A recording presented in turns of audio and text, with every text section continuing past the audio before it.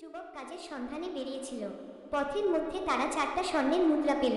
তারা ঠিক করলো, আগে খাবার খাবো, তারপর মুদ্রা ভাগ করব। তাই একজনকে খাবার কিনতে দোকানে পাঠানো হলো, আর বাকি 2জন সেখানে বসে রইল। ঠিক তখন শয়তান এসে তাদের মনে কুমন্ত্রণা দিল, ওকে কেন ভাগ দিবি? তোরা 2জন 2টা করে মুদ্রা ভাগ করে নে।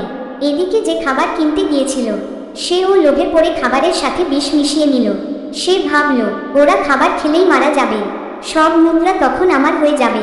অন্যদিকে 2জনও পরিকল্পনা করে রাখল, যেই সে ফিরে আসল তারা তাকে মেরে ফেলল।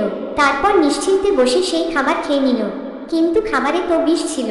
কিছুক্ষণ পর সেই 2জনও ছটফট করতে করতে মারা গেল। শেষে রয়ে গেল 4টা স্বর্ণের মুদ্রা আর 3টা লাশ।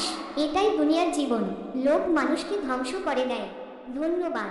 গল্পটা ভালো লাগলে শেয়ার ও কমেন্ট করবেন।